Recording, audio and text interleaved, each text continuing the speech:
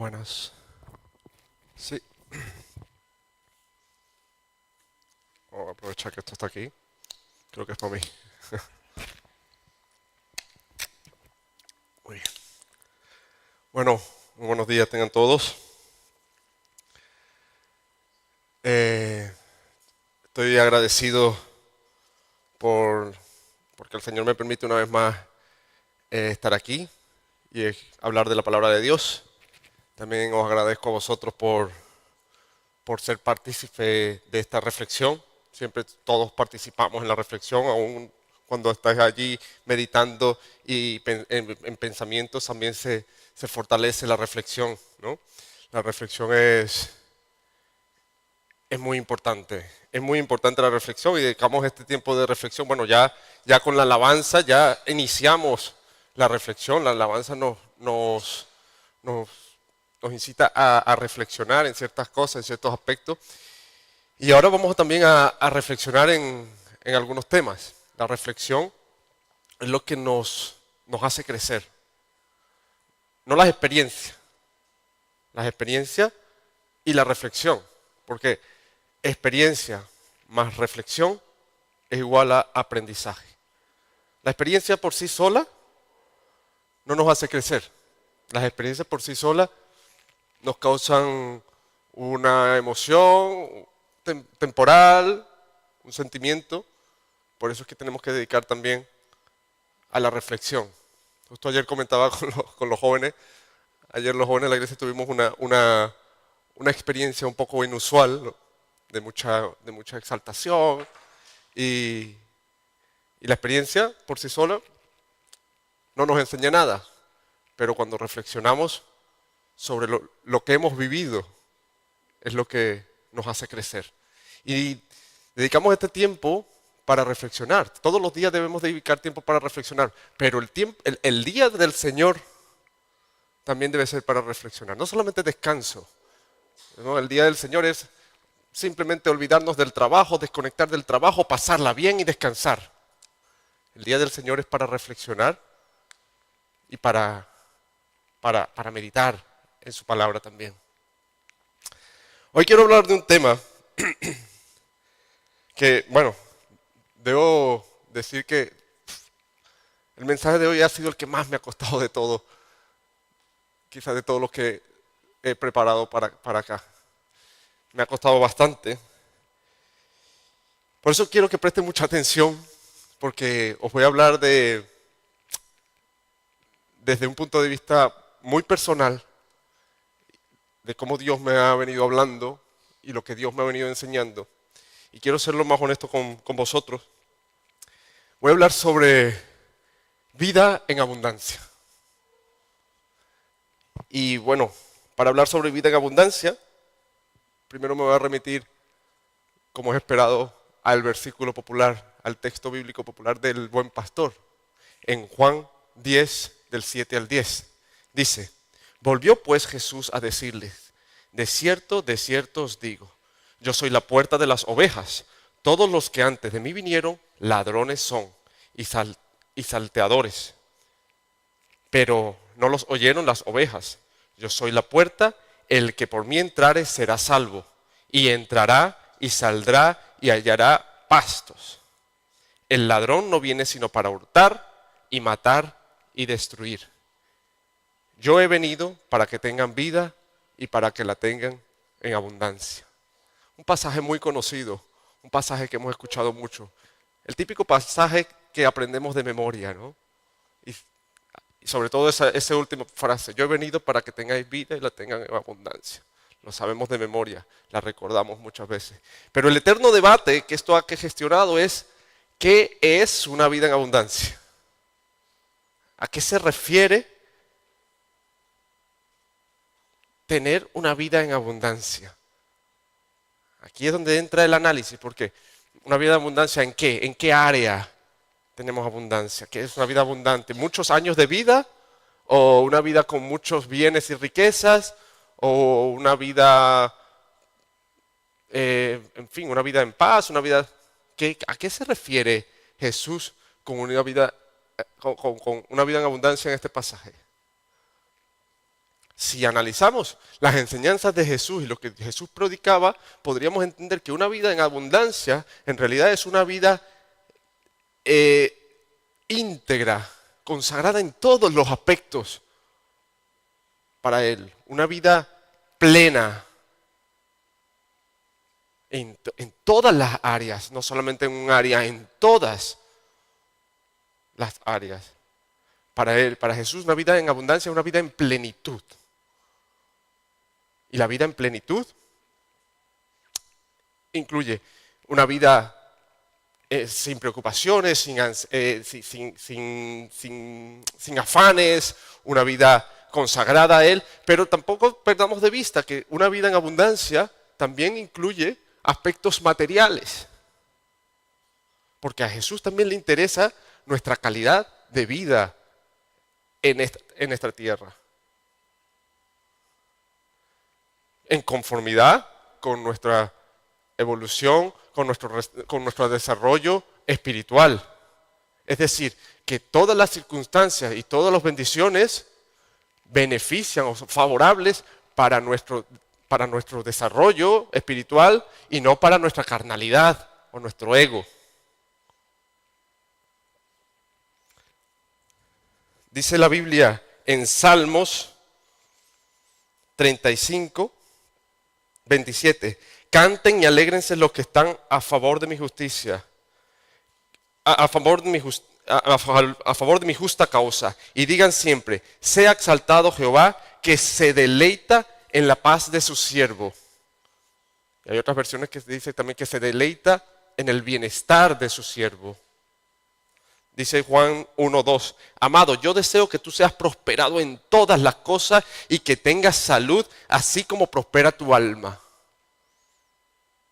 Dios quiere lo mejor para nosotros en todos los sentidos, en todas las áreas. Y para alcanzar la bendición de Dios en todas las áreas, también tenemos que capacitarnos en diferentes áreas, desarrollar las habilidades en todos los ámbitos que Dios tiene preparados para nosotros. Porque hay principios para cada ámbito de nuestra vida para alcanzar la bendición de Dios.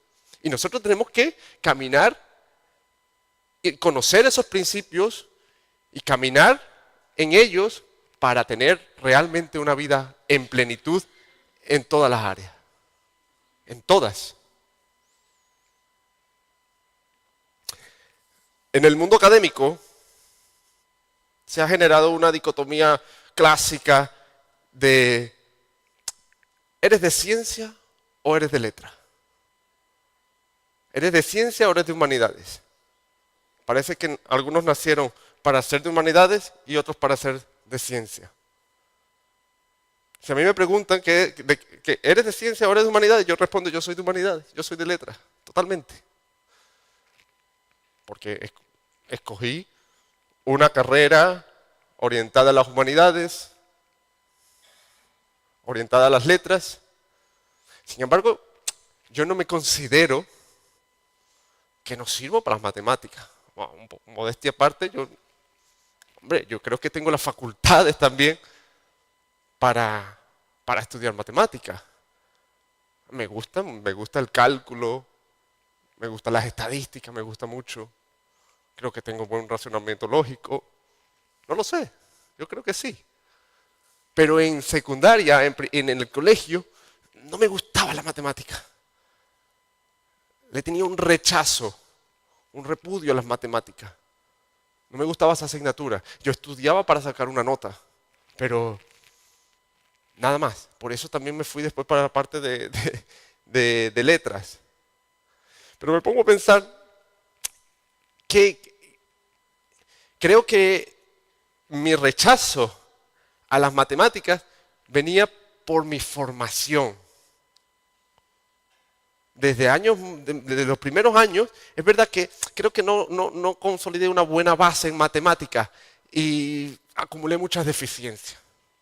Me venía un profesor, me explicaba de una manera, después venía otro profesor, me explicaba de otra, había profesores buenos, profesores malos, y en fin, perdí como la continuidad y se me complicaron mucho después las matemáticas más avanzadas, se me complicaron un montón y ya yo estaba frustrado, ya yo estaba harto y no me gustaban las matemáticas y no, decía, yo no soy para esto, yo no soy para esto y por eso también me fui a una carrera que no tenga nada que ver con matemática, no quería saber nada de matemática. A lo mejor quizás tengo las facultades para haber sido un buen ingeniero, un buen físico, pero yo decidí las matemáticas por ese repudio que le tenía a las matemáticas. Aunque creo que tengo las facultades, ¿no? Pero aunque tengo las facultades, ahora, al día de hoy, me ponen a hacer una ecuación de primer grado y con dificultad. Yo creo que no la hago, no sé. Ni me acuerdo qué es una ecuación de primer grado. Con eso lo digo. Pero es eso. Estuve reflexionando en eso. ¿Y por qué cuento esto?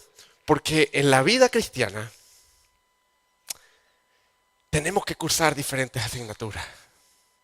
Hay diferentes aspectos en los que tenemos que desarrollar habilidades. Hablamos de muchas cosas aquí.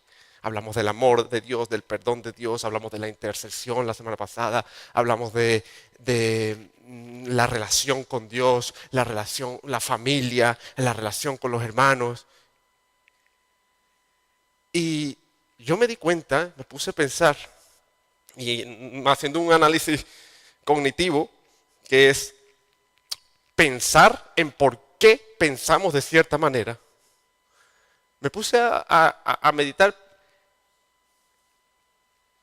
qué asignaturas de la vida cristiana yo le tengo rechazo.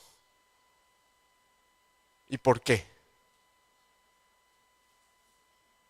Y me di cuenta que hay dos asignaturas en particular que yo le he cogido un rechazo. Esas asignaturas son la prosperidad económica y la sanidad milagrosa. Y ahora dirán, oh, Amner, pero esas son las mejores asignaturas, esas son las más emocionantes, esas son las que más me gustan. Sí, pero yo tengo algo allí que honestamente me crea como un repudio, por decirlo así. Y me puse a analizar por qué. Y es que, fíjense, cuando yo escucho a un pastor hablando de prosperidad económica y de dinero, a mi mente viene un estafador de estos que salen por la tele, que buscan es quedarse con el dinero de los demás y que la iglesia crezca y prospere económicamente para tener un imperio y estafar a la gente.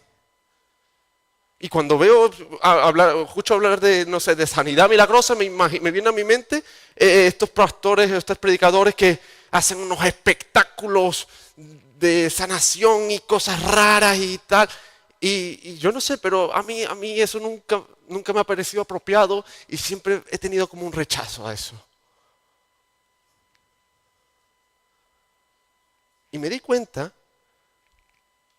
sí, no voy a destrozar aquí el chelo. Me he dado cuenta que con estas dos asignaturas me pasa lo mismo que me pasaba con las matemáticas.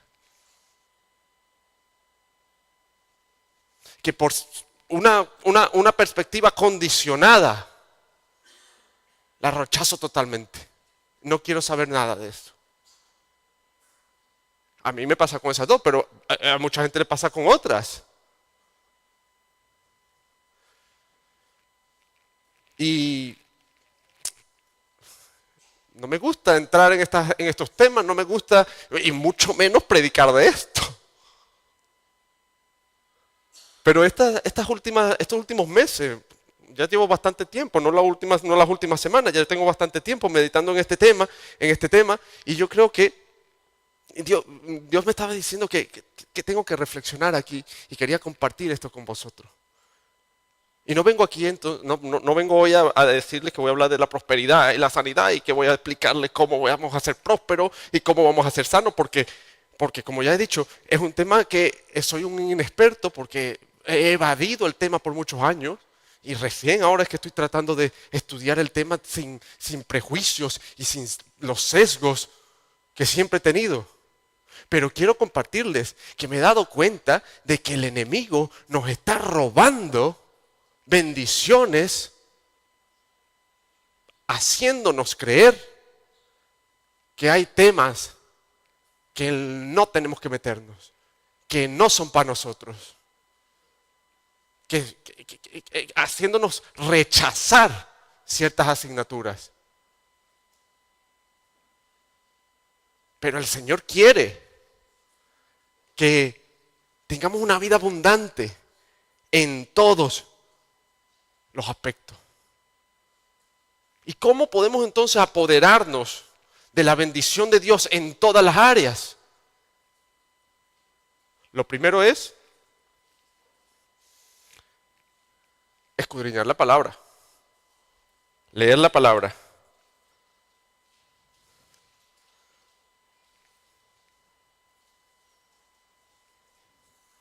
Si vamos a la Biblia a leer sobre la prosperidad y la sanidad, vamos a encontrar muchos pasajes.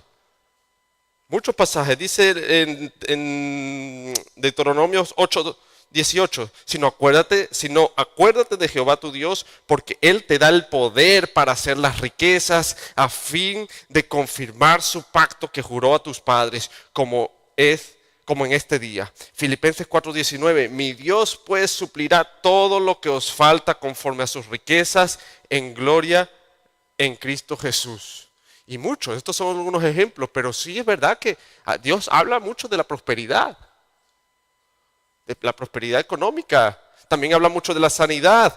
Salmos 103, del 2 al 3, dice, bendice alma mía a Jehová y no olvides ninguno de sus beneficios. Él es quien perdona todas tus iniquidades, el que sana tus dolencias. Santiago 5, del 14 al 15, ¿está alguno enfermo entre vosotros? Llame a los ancianos de la iglesia y oren por él, ungiéndole con aceite en el nombre del Señor. Y la oración de fe salvará al enfermo, y el Señor lo levantará. Y si hubiere cometido pecados, le será perdonados. En fin, lo que pasa es que la información está, la verdad está. Lo que pasa es que el enemigo quiere distorsionar la información para que nosotros la rechacemos. Quiere marearnos.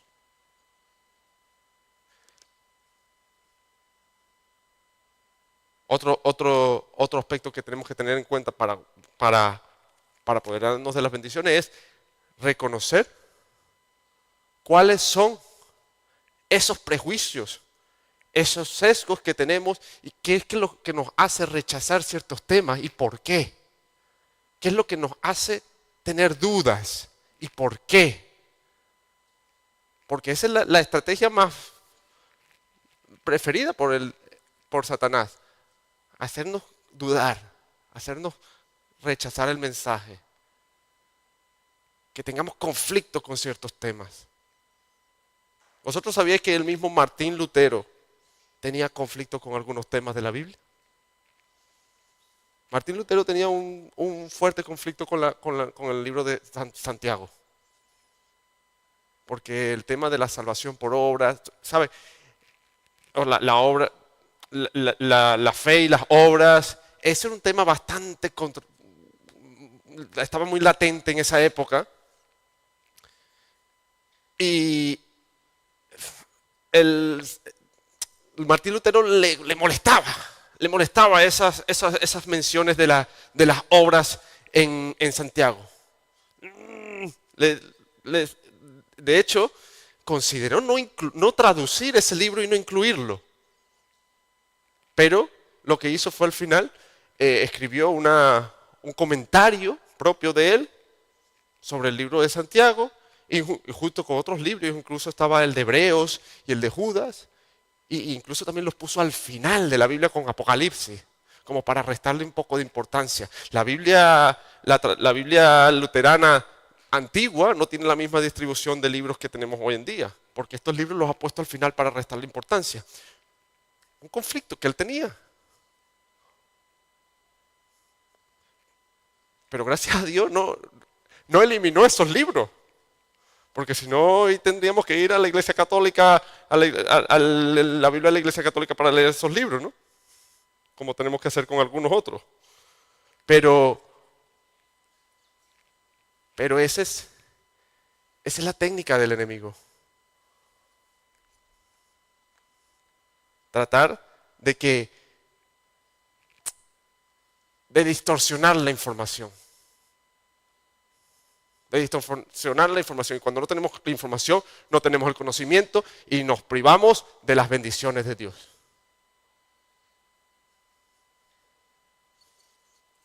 Dice Oseas 4:6, mi pueblo fue destruido porque le faltó conocimiento. Por cuanto desechaste el conocimiento, yo te desecharé del sacerdocio. Y porque te olvidaste de la ley de tu Dios, también yo me olvidaré de tus hijos. Eso es lo que busca el enemigo. Que desechemos el conocimiento, desechemos la palabra para privarnos de la bendición de Dios. Juan 8:32, si conoceréis la verdad os hará libre.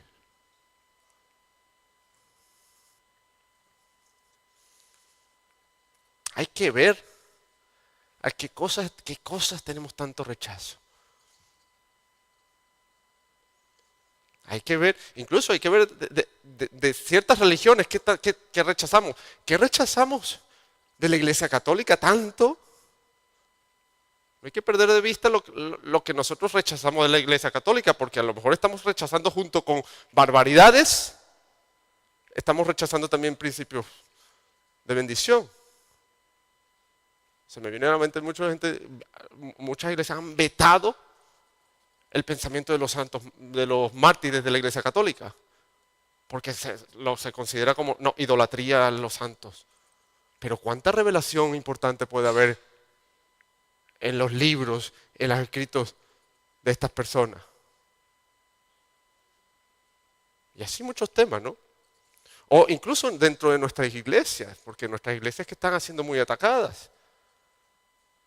¿Qué áreas están siendo atacadas o qué áreas estamos rechazando o nos causan molestias que no queremos saber? Porque ese es el enemigo tratando de apartarnos de la bendición. El enemigo está trabajando en todas las áreas para desprestigiarla, para descreditarla. Miren, la evangelización. Hoy en día hablar de la evangelización, se nos viene a la mente un loco hablando de la Biblia en un metro de una ciudad grande que parece que no estaba bien de la cabeza. O, sí, barbaridades. Y vemos una evangelización como, sí, un loco. Las misiones, que es un ministerio tan importante. Las misiones están cayendo en ser un misionero. Poco a poco es visto como una de estas personas que no trabaja, vive el dinero de los demás y no hace nada. Se aprovecha de las ofrendas.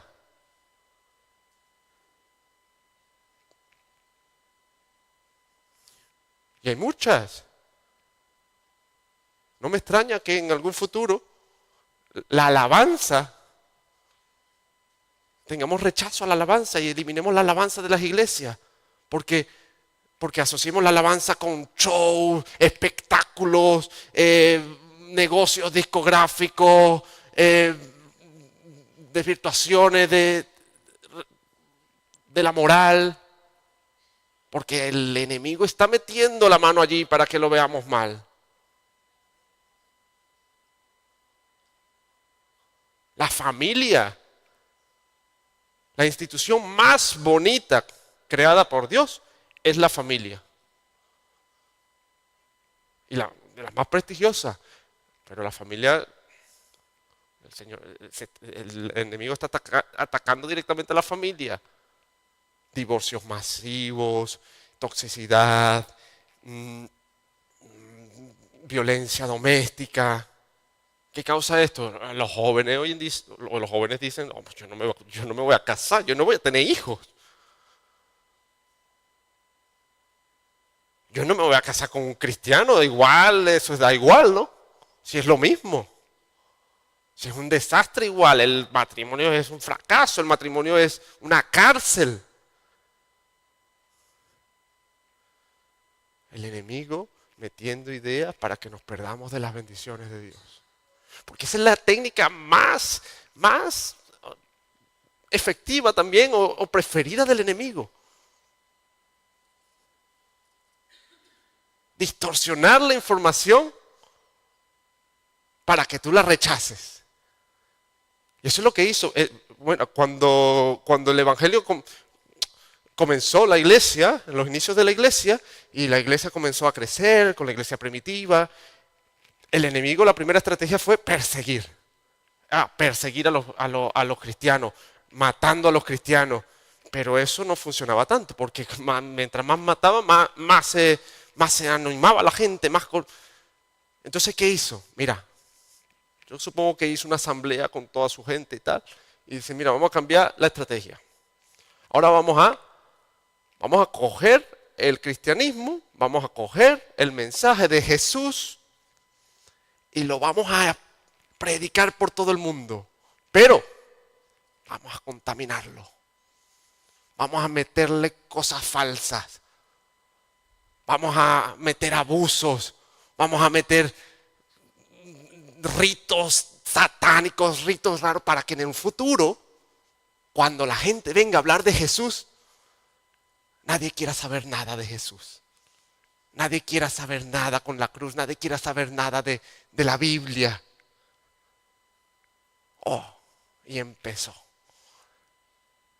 el surgimiento del cristianismo como institución de opresión. Hoy en día hay millones de personas que no quieren escuchar nada de Jesús, nada de la Biblia, porque lo asocian con cosas horribles.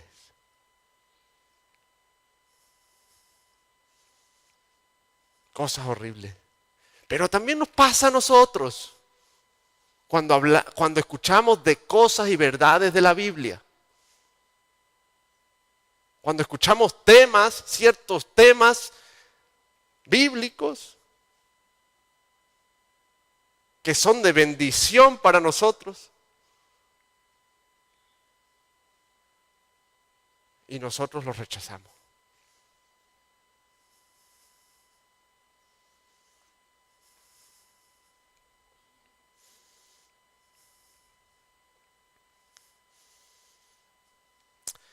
Miren, con respecto a la vida en abundante, hay muchas veces que decimos, mira, sí, si Dios quiere que me bendiga, que tenga una vida plena, ¿cómo es que Dios me bendice en este área? Parece que me bendice mucho aquí, pero me quita de esta área. Este área no me bendice, me da aquí, muy bien, pero aquí no. Parece que me da de un lado y me quita de otro, para equilibrar la bendición y para que quede un poco parejo con los demás. No puedo ser bendecido en todo. Pareciera así, ¿no? Parece que sí, el Señor me da un trabajo, me da salud, pero la familia, no me da familia, o los problemas familiares no se acaban, o me da la familia, estoy feliz, pero pierdo el trabajo. O tengo el trabajo, tengo la familia, pero no tengo salud. Y en fin, parece que Dios no nos da en todo. Pero ciertamente en el plano físico pareciera que Dios a veces nos quita. Pero esta perspectiva puede tener esta perspectiva de la realidad puede tener varias explicaciones. La primera es que las bendiciones de Dios, Dios prepondera lo espiritual sobre lo material. Como dije al principio, las bendiciones de Dios siempre son en correspondencia con nuestro crecimiento espiritual. Dios no nos va a dar nada que nos perjudique en nuestra vida espiritual. Y lo que muchas veces nosotros vemos desfavorable, en realidad es favorable. Entonces estamos siendo igual bendecidos. Dice la Biblia, todas las cosas nos ayudan a bien. Pero hay otra causa de por qué no somos bendecidos en todos los aspectos. Y es porque el ladrón entra a robar, entra a destruir, entra a matar.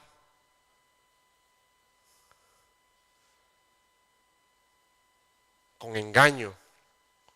Y hay una tercera quizás que es la combinación de las dos y la mayoría de los casos sucede que el enemigo entra a robar, a destruir y el Señor usa eso también para nuestro desarrollo personal, para nuestro desarrollo espiritual. Una canción que dice, todo lo que viene del enemigo lo transformas para bien. También sucede. Y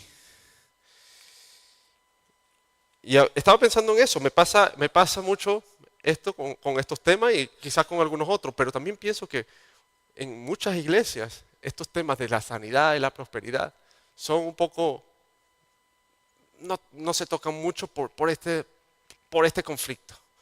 El enemigo está logrando alejarnos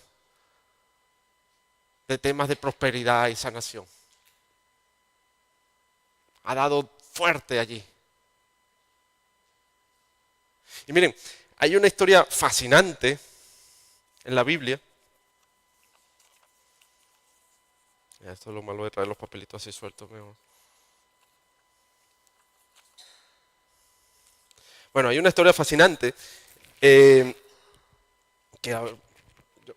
quizás habréis escuchado. Es la historia de la serpiente de bronce de Moisés. Quizás la habréis escuchado. Pero para resumirlo un poco, el pueblo de Israel, cuando estaba caminando por el desierto, la verdad es que tenían una vida bastante dura. O sea, el vivir en el desierto se vive con unas condiciones bastante extremas. Y a pesar de que Dios estaba con ellos también estaban pasando trabajo en algunas áreas. Y hubo una época en que ellos estaban en el desierto y el pueblo estaba sufriendo mucho de unas picaduras de serpiente, una serpiente típica del desierto que era muy, muy venenosa y veneno que mataba a las personas en pocos días. Y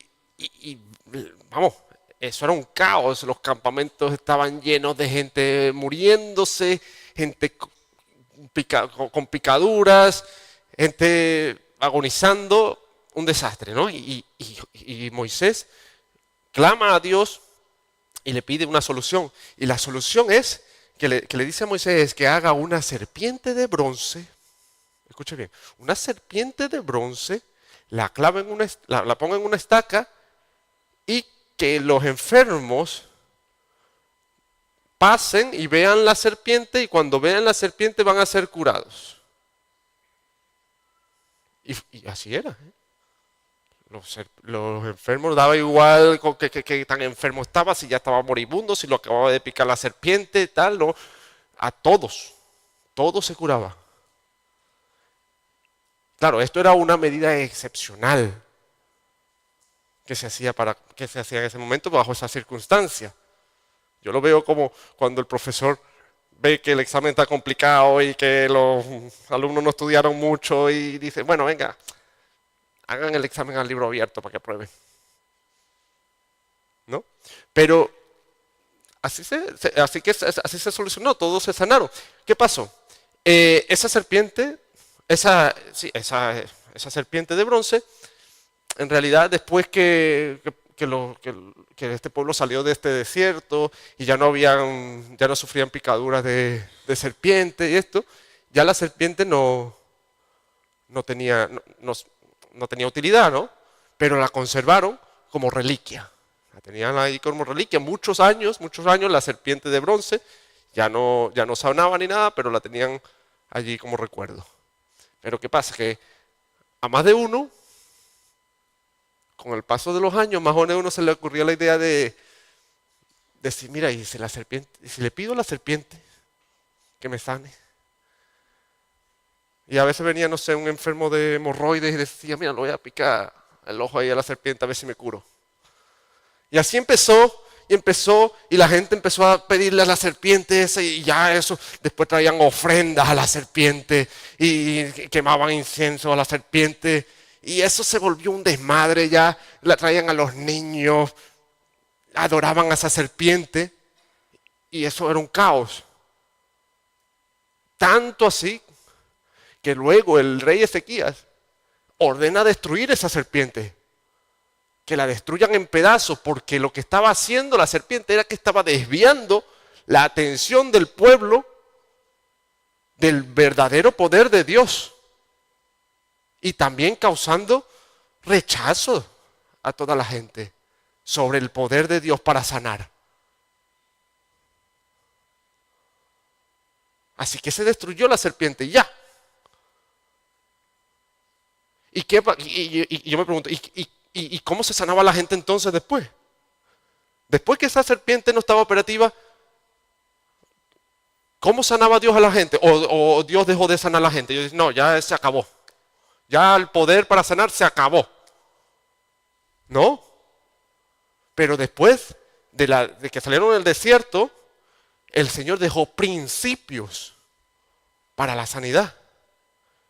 Varios principios. Primero, principios preventivos, muy específicos, preventivos de las enfermedades. Luego, principios de sanidad, donde estaba la intercesión por los enfermos. La hermana de Moisés, Miriam, fue sanada después del desierto, fue sanada por intercesión, por el poder de Dios. Y también principios medicinales que dejó Dios para los enfermos. Pero la gente quería seguir haciendo el examen con el libro abierto. La serpiente. Pero había que seguir esos principios.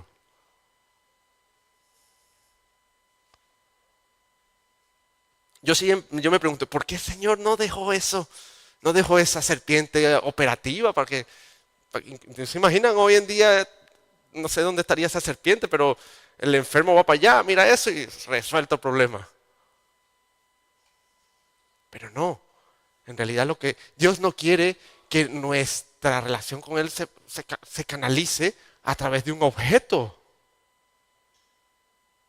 Después del desierto, las bendiciones y la sanación dependían de una relación directa con Él, de una relación en obediencia con Él,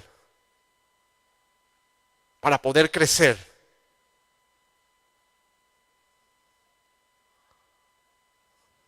Hoy la gente busca amuletos, busca imágenes, busca cualquier cosa para canalizar su fe allí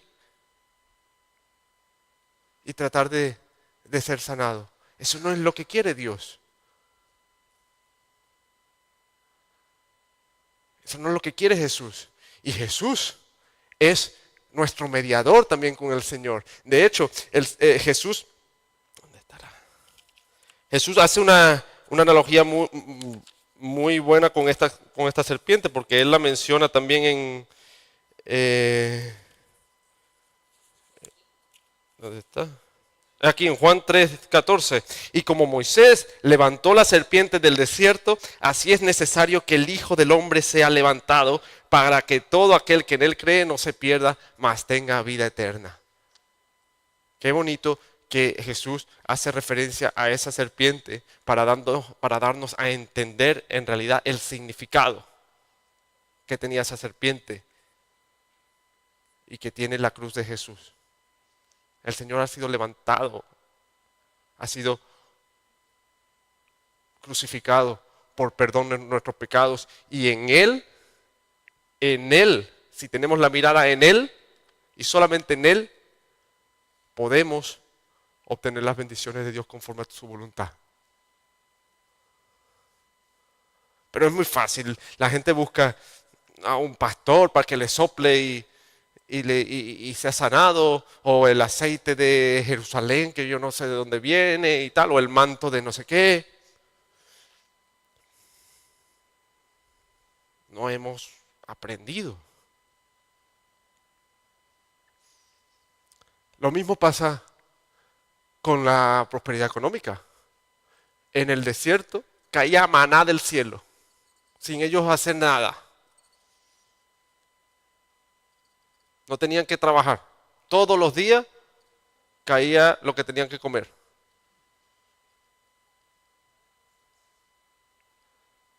Qué poderoso, ¿no? Después del desierto se acabó la bendición. No, de hecho aumentó la bendición, pero con otros principios, económicos.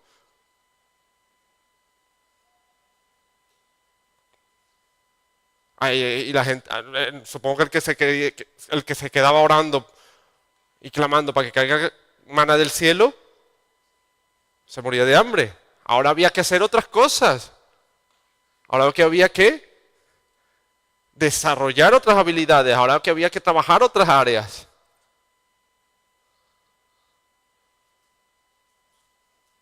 Hoy en día queremos el dinero fácil.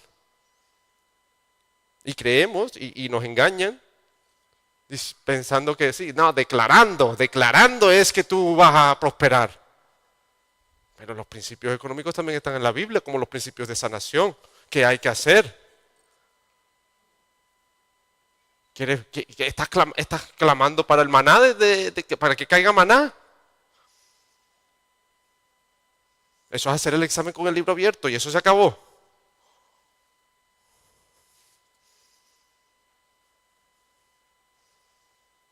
El Señor nos quiere bendecir en todas las áreas, pero bajo sus principios, bajo lo que Él ha establecido en su palabra. Porque su palabra es clara. Pero ciertamente el enemigo quiere apartarnos de su palabra. Quiere confundirnos. Quiere hacernos que rechacemos todas sus bendiciones.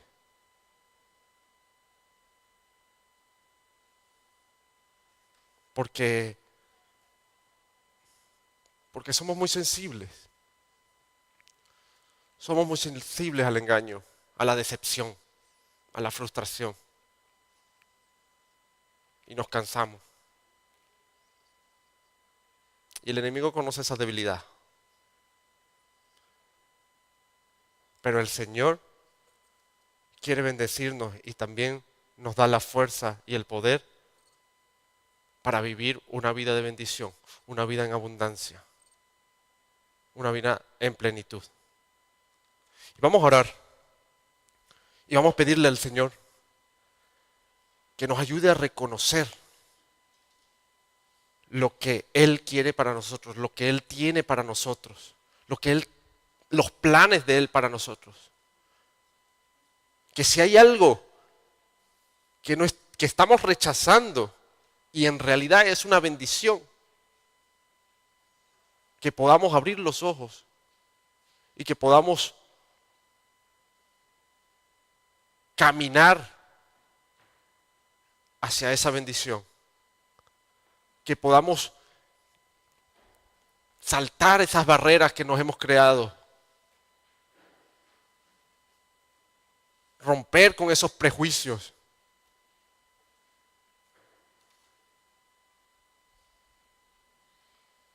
Y gozar de todo lo que el Señor ha preparado para nosotros. Porque Él es nuestro Padre. Él es nuestro Padre. Y Él quiere lo mejor para nosotros. En su gran amor, en su gran misericordia, Él quiere que seamos bendecidos. Él quiere que seamos bendecidos y Él quiere que crezcamos en su bendición. Que crezcamos espiritualmente y que también esa bendición se manifieste en el plano físico. Y vamos a orar. Amado Padre Celestial, muchas gracias te damos porque tú eres bueno, Señor. Y tú, en tu palabra, Señor, nos dejas los pasos, Señor, que tenemos que dar para alcanzar tu bendición. Gracias porque tú buscas dirigirnos, Señor. Porque tú quieres, Señor, que caminemos en tu voluntad y que caminemos en dirección a una vida abundante, Dios. A una vida abundante, una vida en plenitud, que es la que tú quieres para nosotros. Gracias, Señor, por tan grande amor. Gracias por tu poder para bendecirnos, Señor. Y perdónanos, Señor, porque somos necios. Y porque muchas veces nos dejamos engañar por el enemigo, Señor. Y rechazamos tu bendición. Rechazamos tu palabra. A veces tenemos dudas, reparos. A veces no nos gusta escuchar de ciertos temas. No nos gusta caminar por ciertas circunstancias. Pero ayúdanos a reconocer que tú eres nuestro Padre, Señor, y que tus caminos son los mejores para nosotros, Señor. En el nombre de Jesús, amén.